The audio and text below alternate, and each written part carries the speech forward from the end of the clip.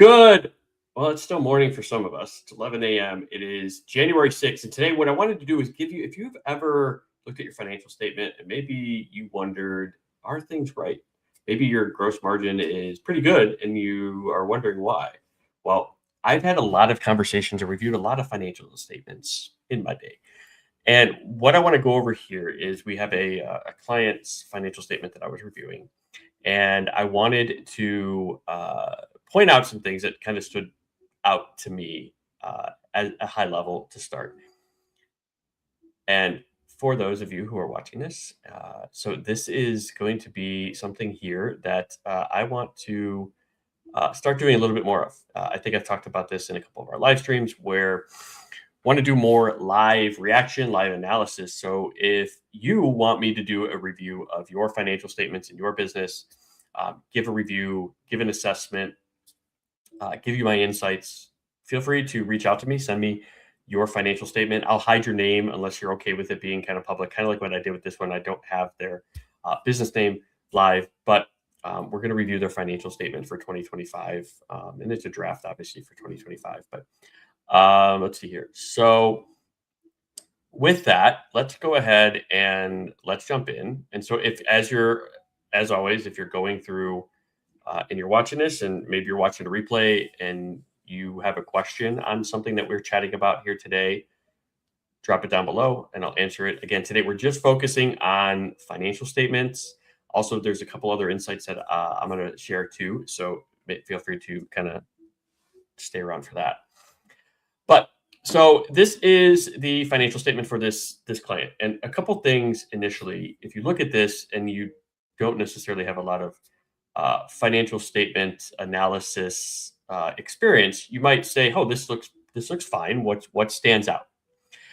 They have about $715,000 of revenue. They have cost of goods sold of about $103,000, gross profit of $611. So they're thinking that they have a gross profit margin of about 85%, and they're probably feeling really good about themselves. And then you kind of run through some of these other lines and things that are typically in like a QuickBooks account or your accountant maybe, or your bookkeeper. They would probably record a lot of these expenses just as it is on this financial statement. However, there's one big glaring thing that stands out to me, and I'm going to take a second here. And if you look through over here on the right-hand side, if you're looking at it, what is something that if you're looking at this might stand out to you in terms of maybe that's not classified correctly?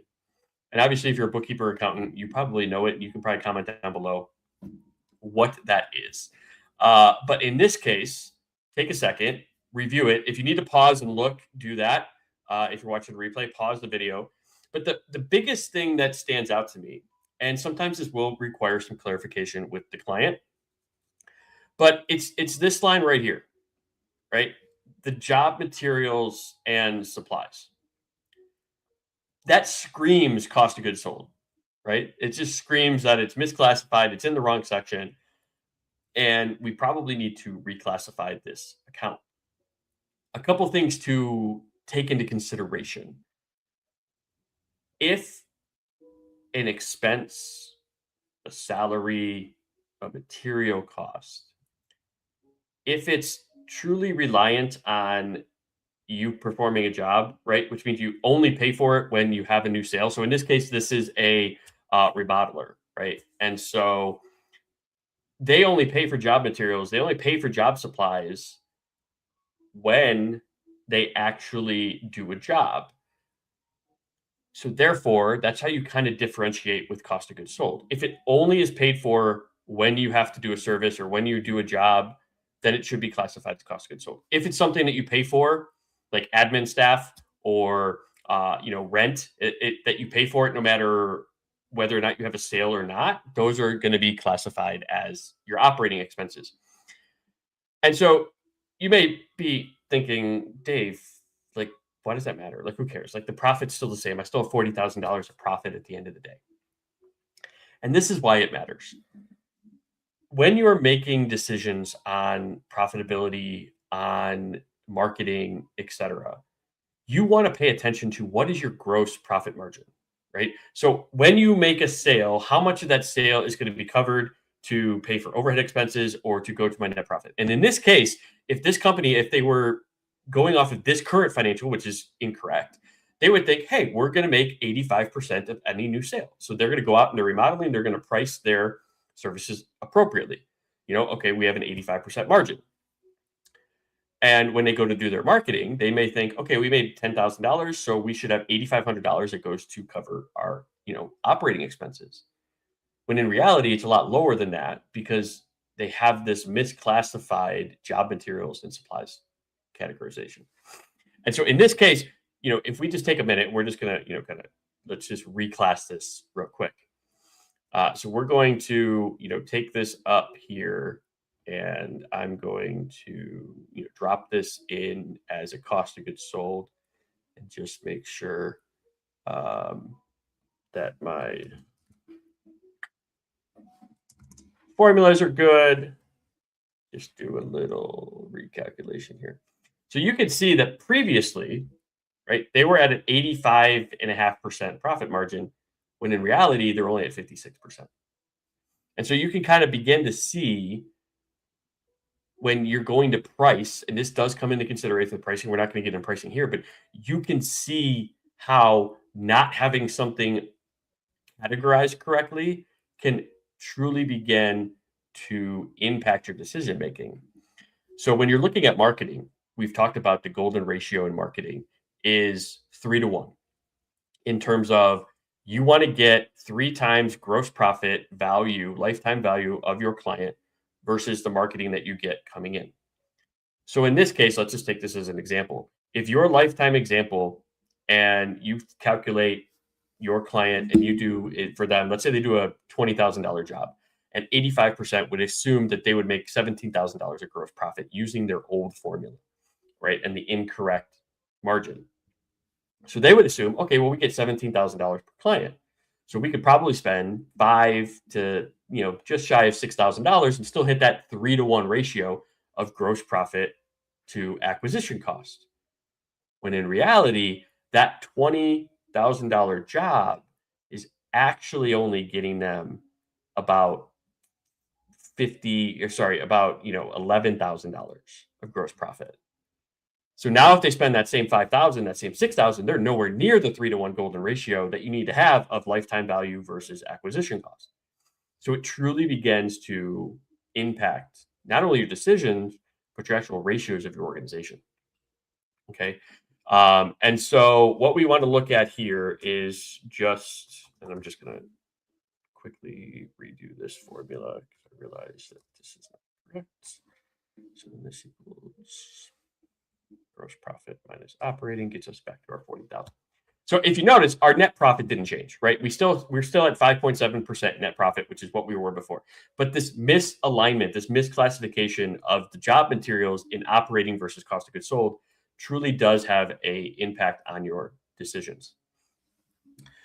So what you want to do is, again, just to kind of break this down really simply for you, if you're looking at your P&L and you're wondering what should be cost of goods sold versus what should be operating expenses, right, overhead, if that cost is paid for no matter what, whether you make a sale, whether you have a project, anything, if you pay that cost no matter what, then it's an operating overhead. Should be down in your operating expense section of your P&L.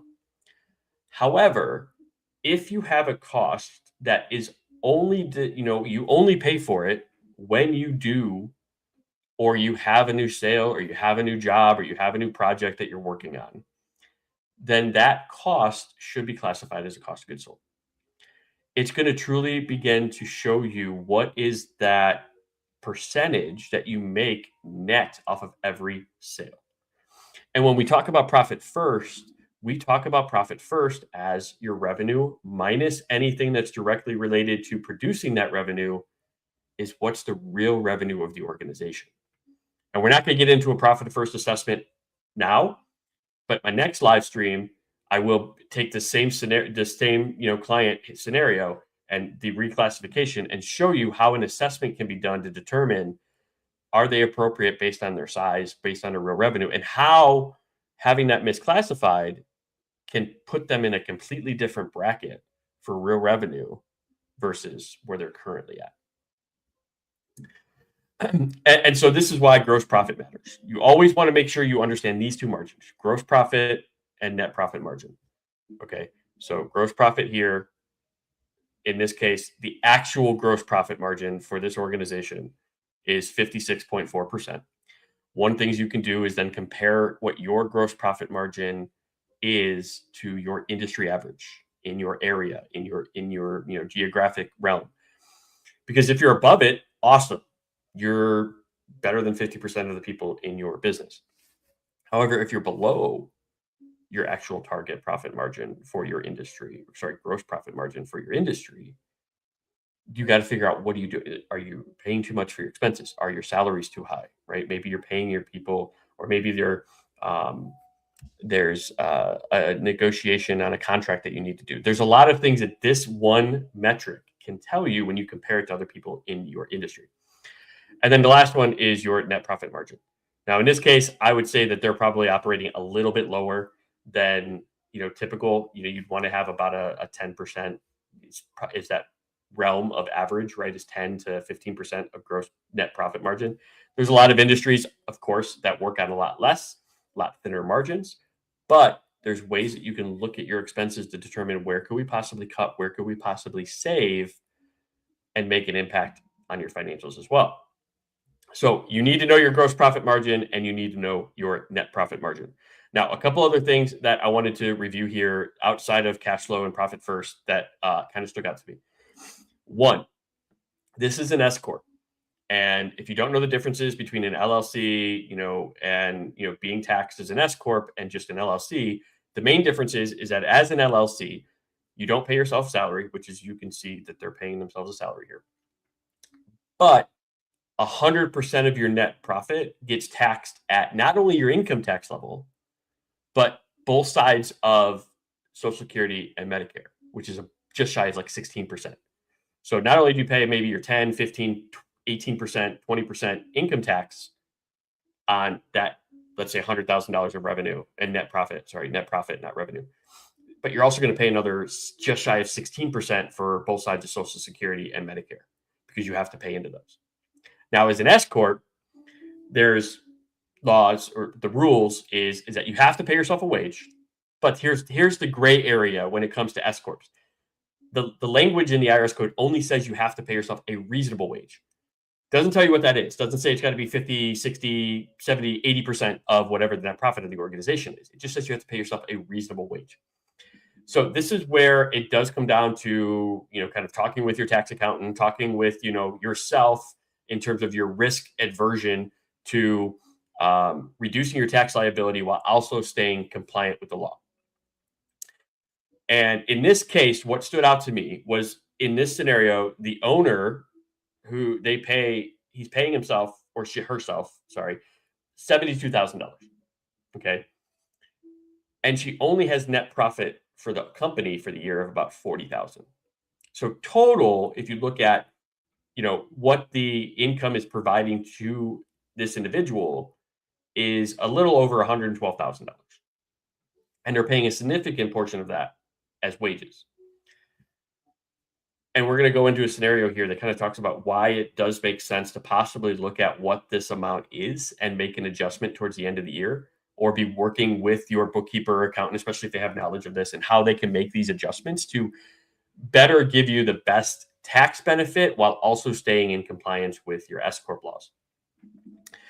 And so in this case, what I wanted to kind of show you here on this scenario, and I can make this a little bit bigger because I realize it's a little small. So they are married. The wife is the only one that works right now through the business and with the salary. So the standard deduction for a married individuals is $31,500. There's a qualified business income deduction, which is equal to 20% of your business income from the business, not the W-2 wages, which is why we're going to talk about here. And then the payroll rate, on the employer side, is typically about 11% if you were to make the, based on what state taxes are. We're just making an estimation here. So in this case, staff payroll was 121,000. Owner's payroll was 72,000, which left the net pass through, which we just saw in the P&L, 40,000. So why this matters is, again, we want to estimate here how much is the profit of the business prior to the owner taking their share of salary, and why that matters. So the as is scenario is this top line. So currently paying themselves $72,000. Employer payroll tax on that is about 7,900, and then the pass through profit is about 40,000. Now, what if that same owner, same scenario, were to pay themselves $50,000 on W-2, right? So their owner wage goes down by 22,000. They will save on the business, right? The employer taxes that gets written off on the taxes is reduced by 2,400. So the actual pass through income goes up 24,000, right? So they would claim W-2 wages of 50, and they would have pass through from the business of 65.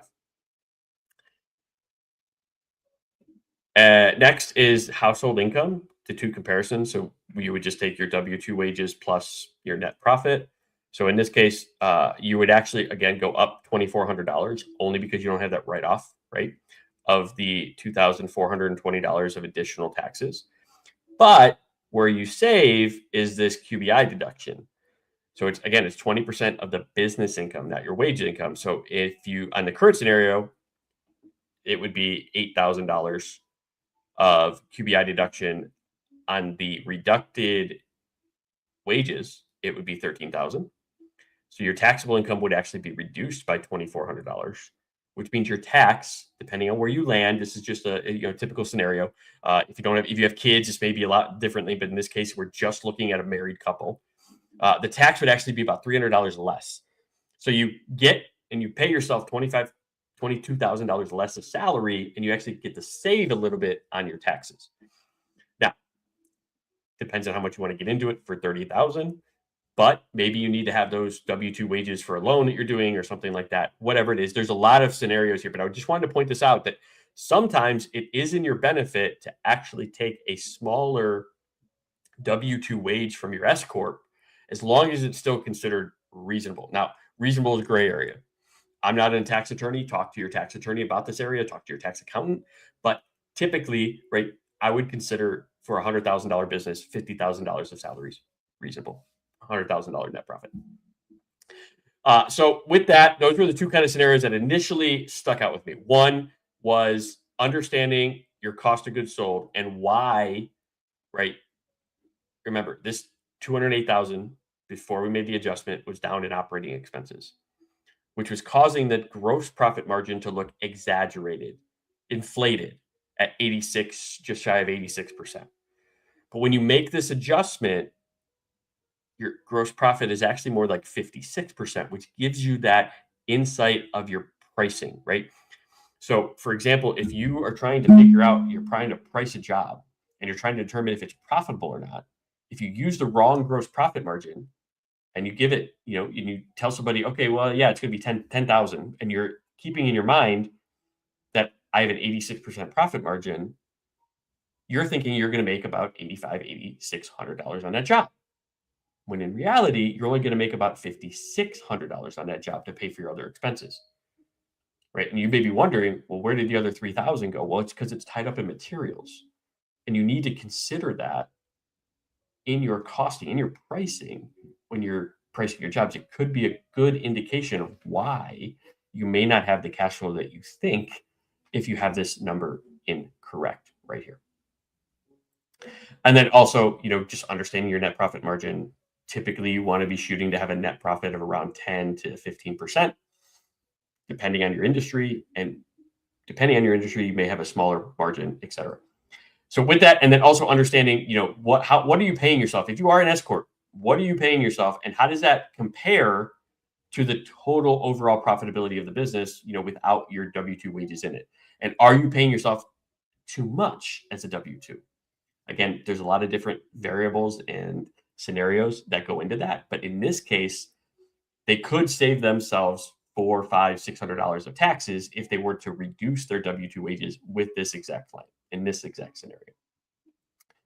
So with that, I'll go ahead and kind of close out this live stream. Now, as I said, I'm going to come back. I'm going to go through the same scenario, and I'm going to do what we call a business stability assessment on profit first, right? The cash flow of the organization. Do they have money set aside for taxes? Because essentially, your business, if you are a business owner, your business should be paying all your taxes for you, your income tax, your Social Security and Medicare tax, right? All of that should be paid for by the business on your behalf. So that way, it's working for you, not you working for the business. You should never have to come out of personal money to pay your tax bill. Second, we'll look at, right, do they have profit margins set aside? Do they have profit savings set aside? If not, how can we potentially start doing that? So on our next live stream, we're going to take the same scenario, the same client that we're looking at today, and we're going to start looking at them from a cash flow perspective and how you can begin to use an analysis on their financials to determine, are they spending too much in certain areas? Are they not spending enough in others? And we're going to be looking at that on our next live stream. So with that, if you have any questions, you're watching the replay and you're like, man, Dave, this is great. Can you do a review of my financials? Send me a message, DM, wherever you're watching this, whether it's YouTube, whether it's LinkedIn, Facebook.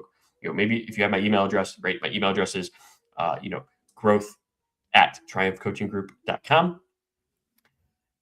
Send me an email with your financials, and I'll review. I'm looking to do these more. I love these things. I love giving back feedback and my insights so that you guys can start making these changes in your business yourself if you're doing a lot of these yourself. If you have questions, drop them down below as well. I'm more than happy to answer those for you.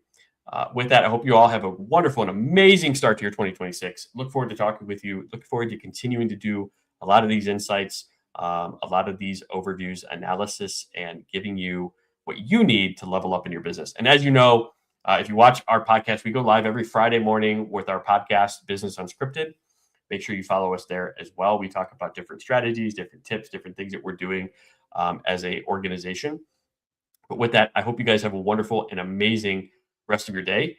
And until then, we'll see you in the next one. Hope you guys found this one insightful. Feel free to share your feedback down below.